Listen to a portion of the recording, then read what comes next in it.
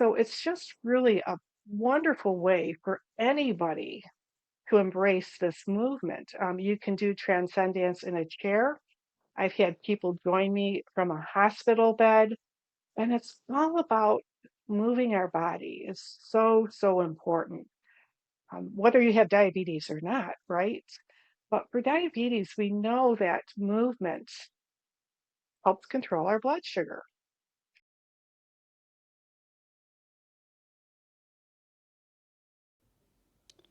Welcome to Thriving with Diabetes, the podcast where we empower people with type 2 diabetes to live their best lives. I am your host, Gamden, a holistic wellness coach, helping people overcome the struggles they face with diabetes. I believe that with the correct knowledge, mindset, and support, you can manage your health condition effectively and lead a fulfilling life. In today's episode, we are joined by Lori, a diabetes and life coach. Lori's journey is proof of resilience and transformation, driven her by commitment to helping people with diabetes. Her path took a significant shift when she discovered her true purpose, empowering people to manage diabetes effectively and thrive. Throughout her journey, Laura has embraced a holistic approach to diabetes management, integrating movement, breath work, and the transformative power of dance. So, without further ado, I will hand it over to Lori to introduce herself, share something about her and what she does. Lori, welcome to Thriving with Diabetes podcast. Thank you very much for having me. It's always a pleasure to share my story. It's share diabetes, um, whatever you want to call it, dry diabetes wellness techniques. So yes, my story starts a little bit different. I don't have type 2 diabetes. I was diagnosed at 11 years old with type 1 diabetes.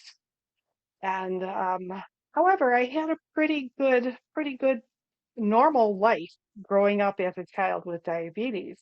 And I think that is in part because I had a very, if you want to call it progressive doctor and parents. For example, I was in Girl Scouts, and every week somebody would bring in a treat, and it was usually cupcakes, with frosting. And so my mom would call the doctor, well, what is she supposed to do? And he's like, she can have a cupcake, just tell her to take off the frosting. So knowing that I wasn't doing this every day, it became, really a treat to enjoy some of these sweets now and then. Going roller skating as a kid, the treat would always be pop and chips. And the doctor, you can have a bag of chips, it's okay. And it just happened to be when I was diagnosed that Diet Pop was introduced. So I was allowed to have Diet Pop too.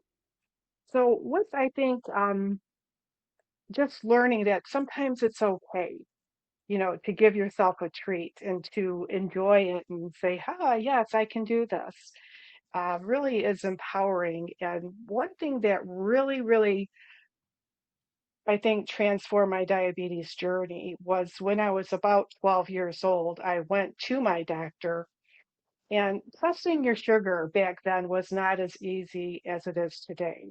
And if I may share the story of how I had to test my sugar. I had to urinate in a cup, and I had to take 5 drops of that urine and put it in a test tube. And I think it was 10 drops of water, put in a tablet, wait for it to bubble and fizz, and then wait for the color to change and test it against a chart. Now, that wasn't fun for an 11-year-old. It probably wasn't fun for a 50-year-old. And so I kind of had this brakes on about doing that. So when I would go to the doctor, I would just fill in my logbook and make things up like showing really good blood sugars, but I'd occasionally throw in what was called a 4 plus, which was meant your sugar was really high. And when I went to the doctor with my dad, he asked my dad if he could have just a word with me. And he said, Lori, I can see that you made this up. How he knew, I don't know. I was 12 years old. But he made a very important statement. He said, you can thrive with diabetes. He said, however, not if you don't test your sugar properly. I'm not going to tell your parents about this, but I want the next checkup with true results. And I was like, oh my gosh, I was so afraid of deceiving my parents that I was going to take the right path. And I think that is really truly what helped me stay so healthy over these past 51 and a half years is checking your blood sugar. And even today, I still use the finger prick. I don't have a continuous blood glucose monitor, and I do that 8 to 12 times a day because I want to know where my sugar is all the time. And, the glucose monitors are great, and I'll eventually probably get one. But for now, I think it's really important. It's one of the most important things I can say is to know your blood sugar levels and to keep a constant watch on that. So with that, it, you know, that was how my journey transpired. And as I got older, I became a school teacher and I taught life skills. And one of the most favorite things I like to teach was nutrition because for, 20 years now, I've been, pretty conscious of what I ate. And that was really fun. However, I didn't really like teaching high school. And so I moved into real estate and I spent the next 25 years in real estate. And finally, one day, I shouldn't say a day, it was years that I was hearing this calling that, Lori, this isn't what you're supposed to be doing. There's something else out there for you. And I didn't know what it was. But eventually, I took that leap of faith to say, what is calling me? And that is when I found life coaching. And I went, oh my gosh, this is what's, been talking to me. So I became a certified life coach. And then it was like, well, who do you really want to help? You have to have an audience, right? You can't help everybody. So I started to help people who were like in me transition from one job to another. And I was like, this isn't it. This isn't it. And so one day I was just sitting at my desk, twirling in my chair, just asking, who is it that I want to help? And here was a picture of my mother on my desk. And I saw that picture and I just went, oh my gosh, that's who I'm supposed to be helping. People with diabetes. Because my mother had passed away at 62 years young from complications of type 2 diabetes. She was legally blind. She had kidney failure. She was taking, a concoction of other medications for who knows what. And she succumbed to diabetes, like I said, at 62 years young. And one of the hardest parts about that was that my sisters and I had to follow our mother's directives and take her off of life support. And it was like, I don't want any family member to have to do that. And, still today it brings tears to my eyes. So if I can save just one person, through, what I teach and what I share, from having to make their children make that choice or a family member or to succumb to the complications my mother faced. That really fills my heart. And that truly was what was driving me, 10 years ago when something was calling me. I didn't know what it was, but I finally found it. So that's how I got here to being a diabetes life coach. Brilliant. It's very interesting story and it's a long story. And it started Hmm. at the age of uh, 12 years with, Yeah, 11. Hmm. with a struggle for testing. And you did like a shift from being a teacher to a real estate. Then you finally became a life coach. Then you had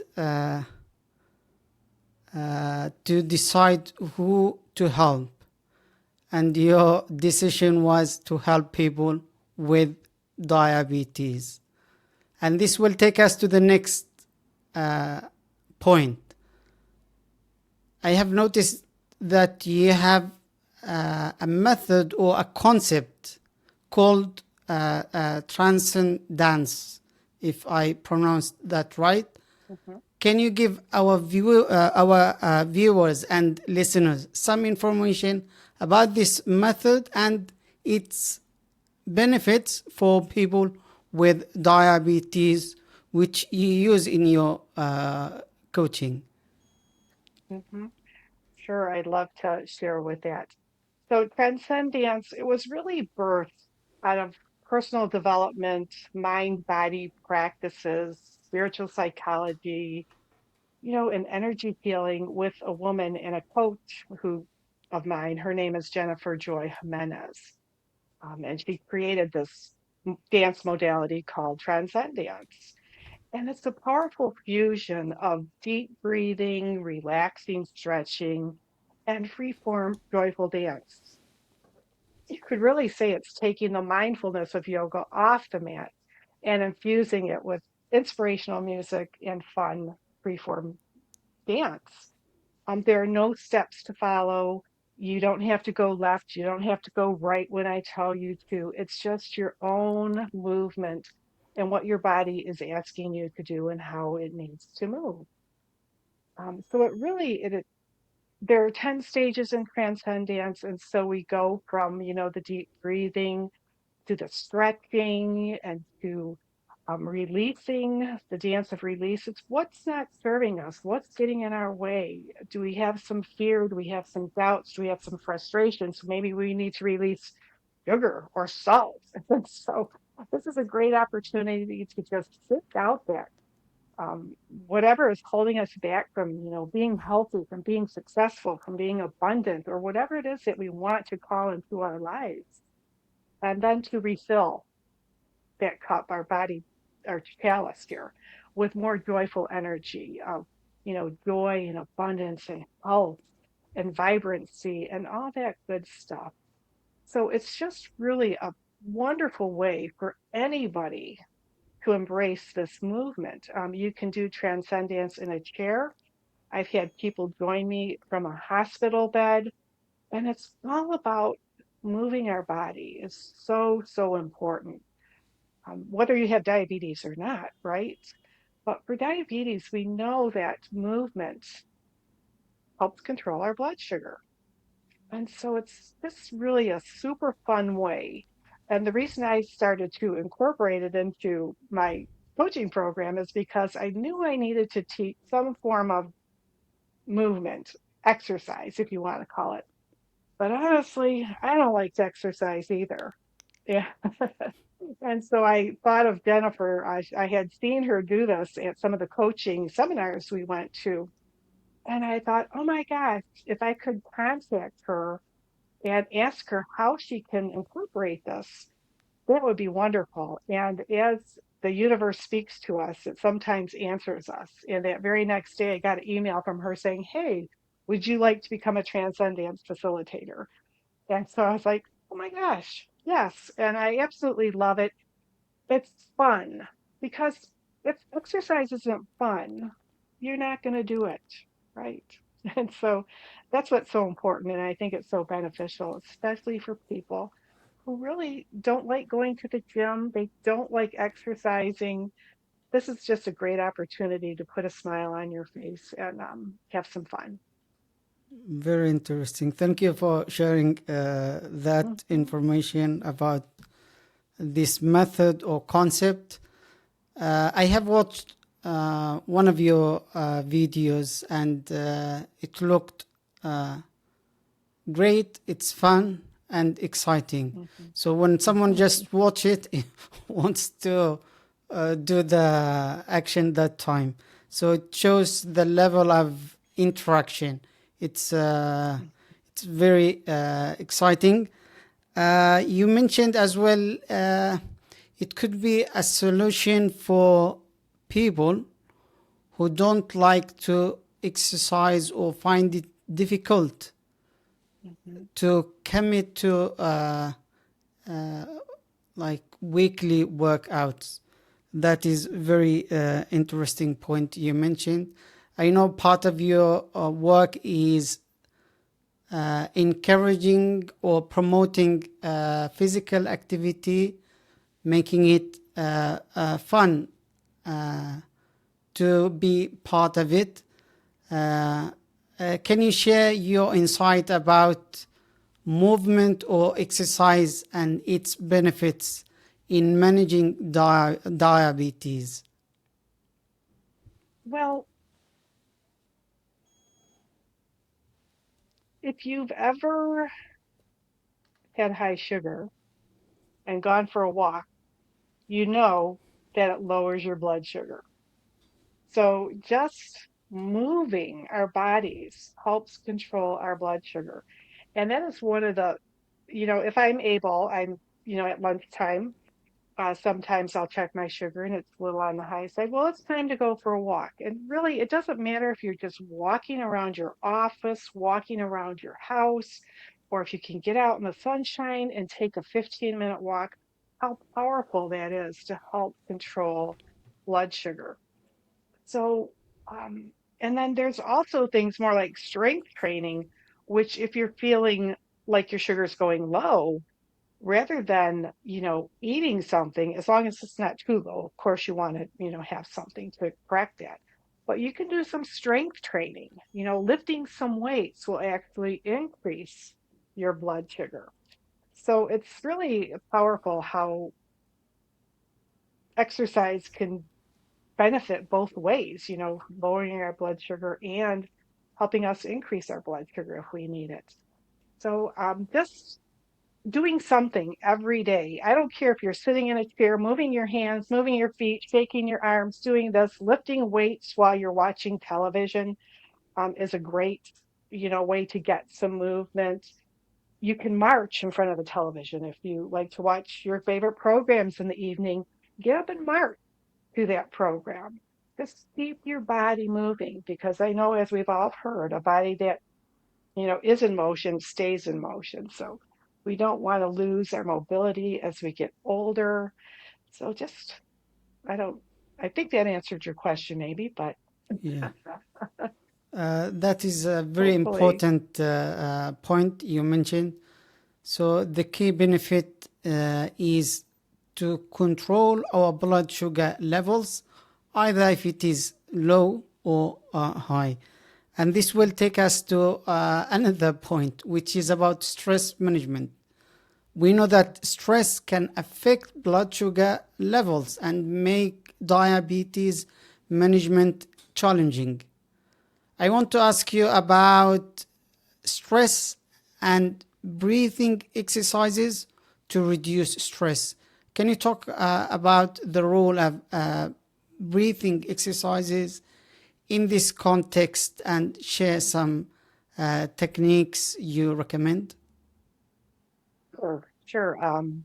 One of the things I teach in my own program is, we call it notice what you know, notice what you're noticing. And sometimes our thoughts are, we just react to our thoughts, to our situations. And having diabetes, it's stressful enough without having our boss or our work or our job or our family or our kids or whoever adding more stress to our day. So one of the things I challenge people to do is to notice when they're getting stressed and when their thoughts are not in harmony with what they would like. So, for example, if you're at work and you're thinking, oh, your boss just gives you another project to do by 4 o'clock, and you've got all this other workload you have to do, and you're like, oh my God, he's such an idiot, or she's such an idiot. Who do they think I am?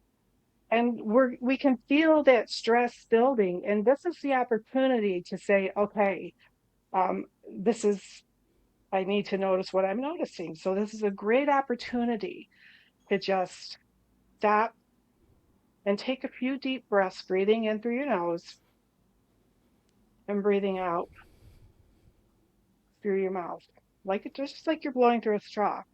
And you will feel instantly that, that fight or flight reaction that we're feeling. We got to, and you can just feel the calmness entering your body. And at that moment, you want to acknowledge that thought. Yes, I hear you. Your boss is an idiot. That's what you're telling me. And you want to, at this point, change that thought to something beneficial or positive. Now, can be very hard for people. Well, what's so positive about my boss? He's an idiot. She's an idiot. Well, okay. Well, ah, yes, I hear my boss is an idiot, but I know that they have deadlines. I know that they're under pressure too. I will do the best I can, complete as much of the projects as I can to the best of my ability. That's all I can do.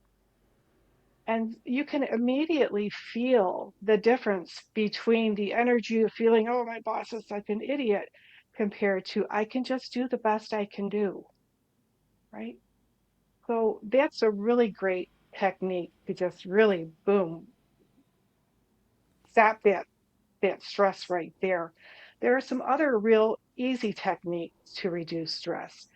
If you can, watch a 15-second funny video. You see the ones with the little kids or the animals that are just having fun and playing. Just instantly, that will change your vibrational energy to something more soothing. You could send a text to somebody. Look through your phone, oh, I haven't talked to them for a while. Send a little text. Hi, I've been thinking about you. I hope you're having a great day. Now, you're not texting them, oh my gosh, you're such an idiot. You're just saying, hi, I hope you're having a great day. You might even get up at work and give somebody a compliment or say something nice to somebody. This is really so powerful too, because when we give a compliment, we say something nice, it raises our endorphins, our happy chemicals. And so let's say you say, oh, Mary, I love that blouse. It puts a smile on your face, it puts a smile on Mary's face. And guess what? Anybody else who witnessed that exchange, it also raises their endorphin levels. So look at how much people you've just changed just by giving somebody a compliment or being nice to somebody. It's really a powerful stress releaser. And you can see it will just, when you can put a smile on somebody's face, it just makes you feel better. So, those are a couple other great techniques that you can just use in an instant. If you have the opportunity to just go outside for a minute and face the sunshine, put your hands in a receiving gesture, and just let that sunshine energy fill you up. So you could listen to a short meditation. I mean, there are a lot of things that you can do to really change that energy very quickly Brilliant. Very to interesting. help, Thank you yeah, for to help keep your blood sugar under control too. yeah, yeah. Thank you for sharing that. Very interesting. Uh, I want just to have I have a follow-up question regarding stress management and this time about mental health and dance. Do you have Mhm. something to share about that? And how can people integrate uh, dance as part of the diabetes strategy? Well, it was back in 2012, maybe 2013, that a study was done with the New England Journal of Medicine. And what they concluded was that social dancing is the best way to increase mental acuity. It increases mental acuity in everybody, every age, by 76%. And what they were really studying was, um, dementia. And they found that by dancing and, people conscious dancing, not following steps, but creating their own steps, fired new neurons in the brain that keeps the brain active. And so dancing is just really a great way to, if you want to stay sharp, just dance. And then in 2021, UCLA did another study which they found that dancing is a great way to decrease depression, release depression or, sadness, and turn it into more joy, get rid of anxiety and stress. And again, the reason is dancing releases those happy chemicals in us. If you're listening to a good song and just moving your body, you can't help but smile. You just can't help but feel good. And so, how can you incorporate dance into your day? Any day. You're washing dishes, you can turn on some music and just move to that, music. So and of course, I do my transcend dance every week. That's a great way to, get that dance, get those, endorphins moving and generating. So dance is simple to incorporate into your life, and you don't have to follow anybody's steps but your own. You can be silly, you can be goofy, you can do somersaults if you want. It doesn't matter. Just again, move that body, dance, enjoy some happy, joyful music. So to Brilliant. me, some of the headbanging music that we hear isn't not necessarily what I would dance to, but somebody might like that. Right?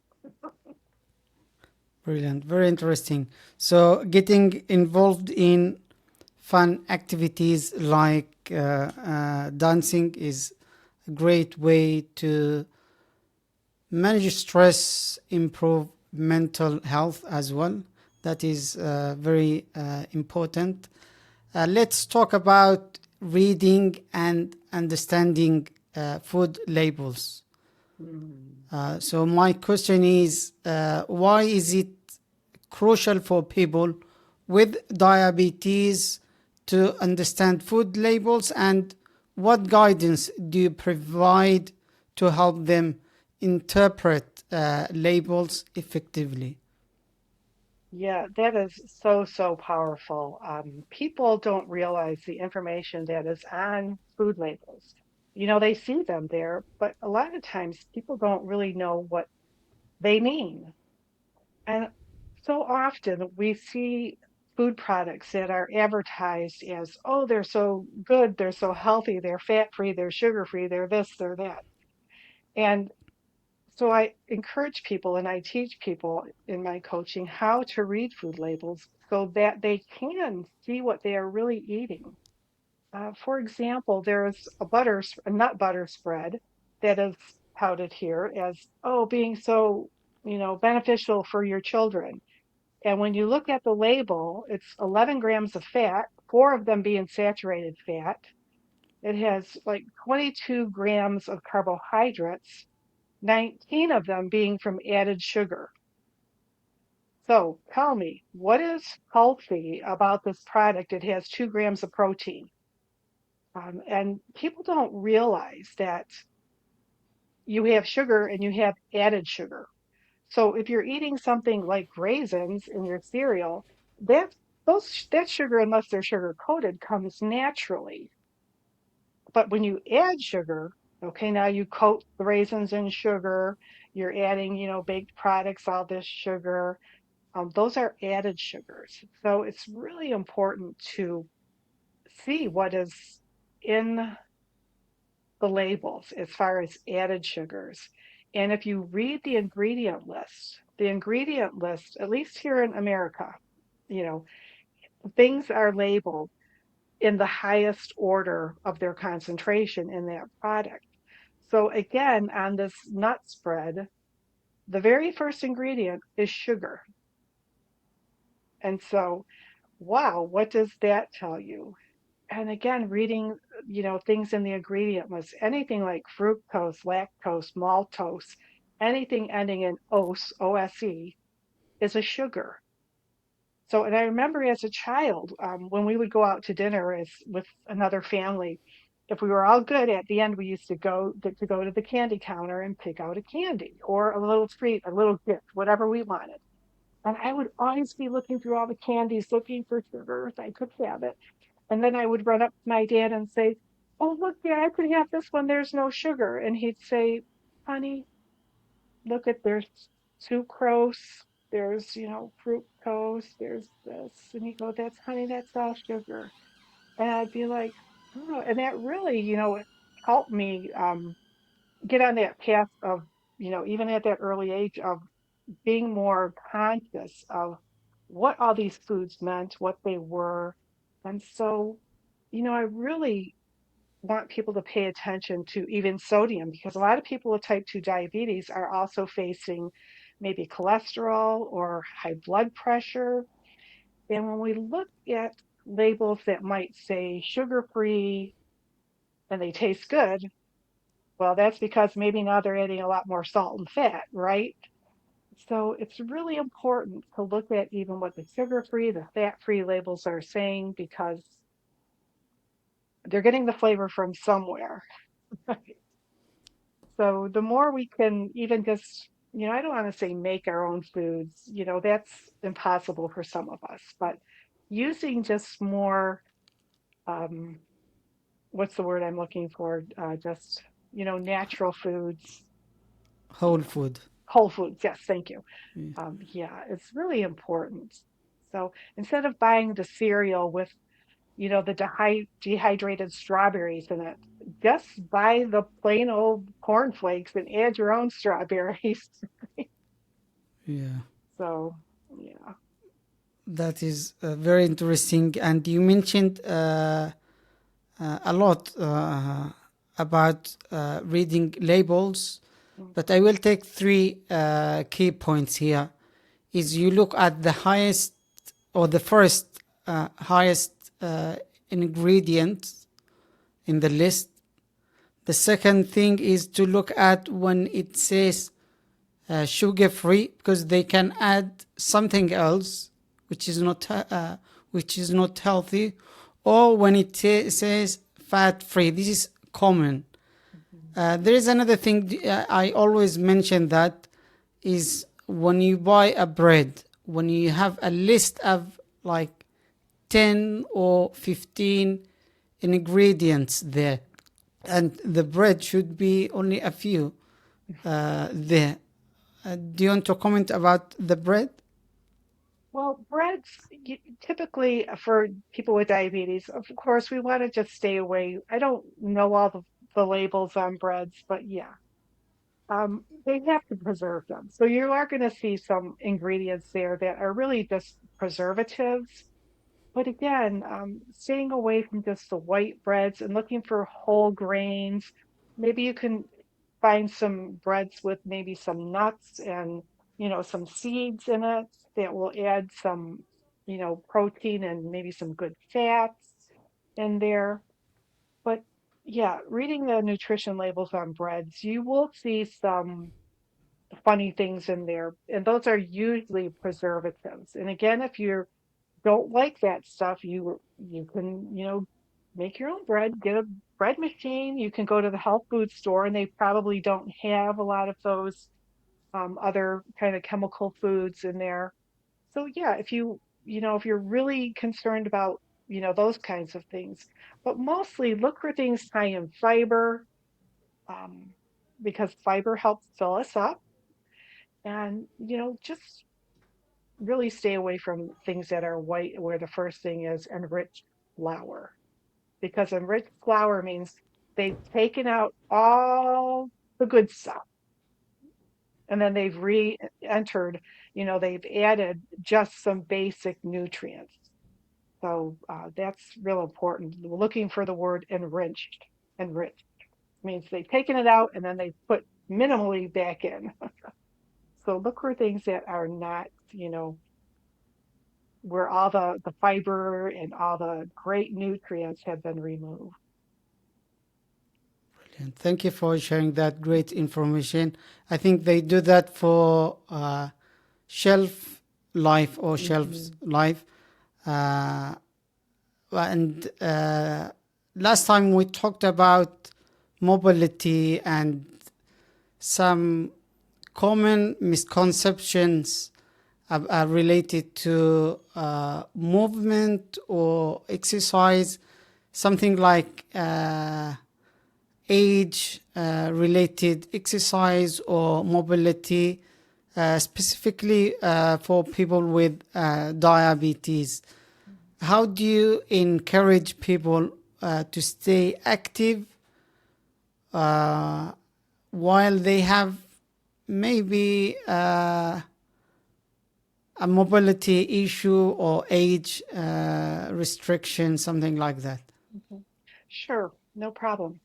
Um, One thing I would say is that there are a lot of things you could do in a chair.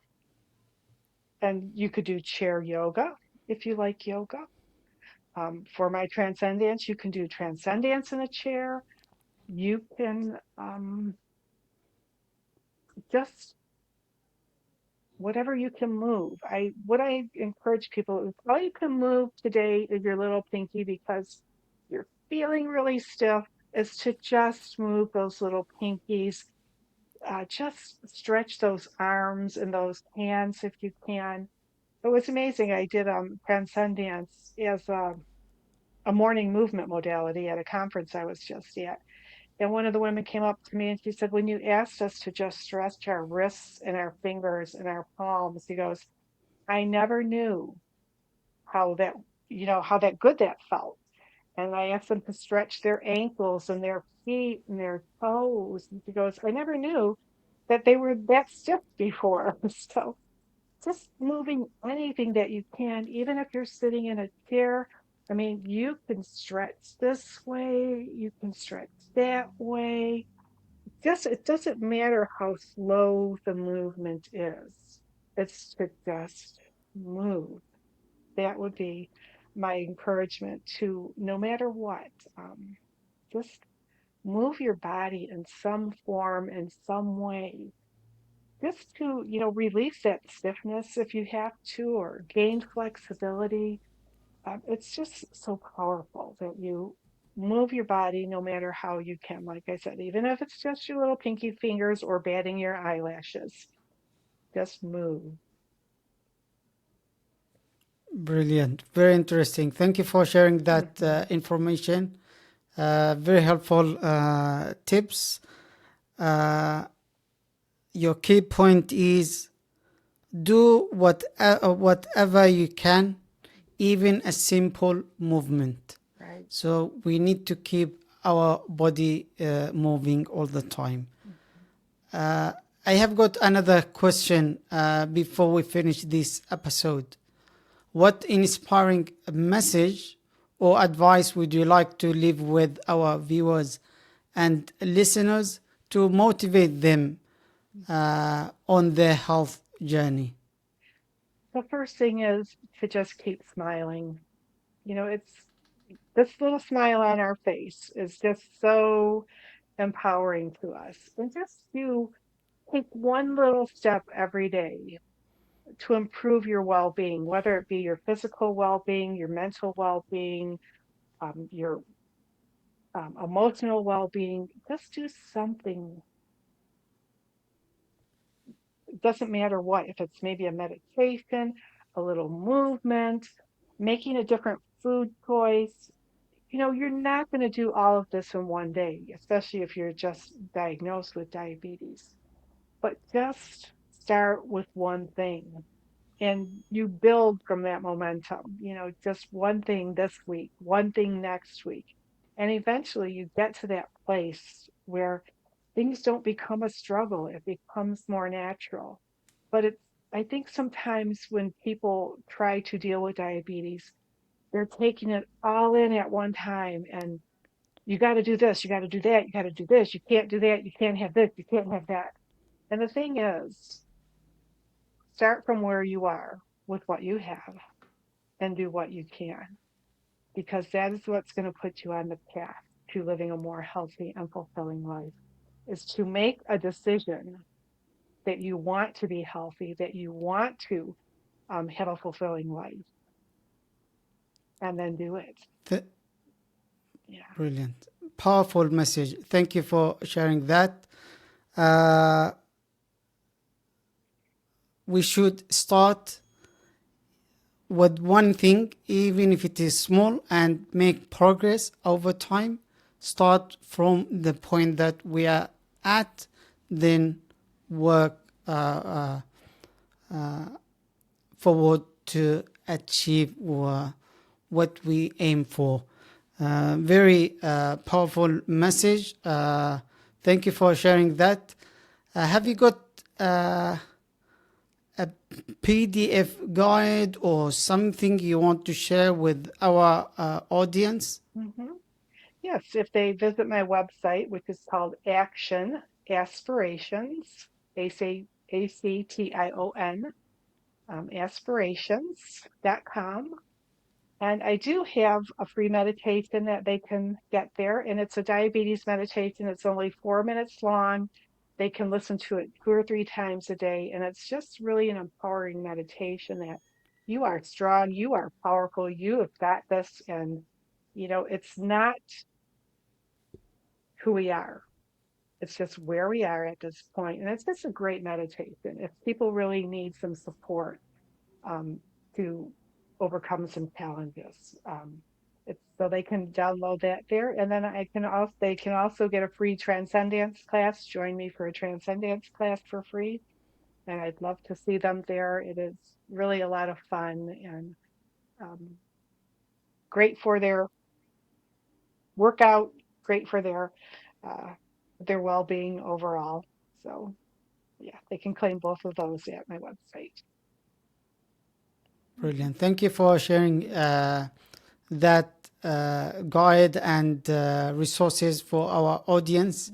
Uh, is the same website for if you want someone to get in touch or learn more about you and what you do, is it the same website? Yes, they can find everything at that website.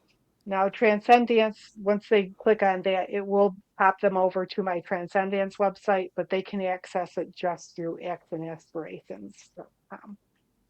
And Brilliant. Are you available? Yeah. I do provide Transcendence to support groups, diabetes support groups. So if anybody is in a support group that they'd love to have me come share Transcendence with, I love doing that. So just shoot me a note on the with through the email there. That's fine. And so yeah. Brilliant. Thank you for sharing Hmm. your contact information.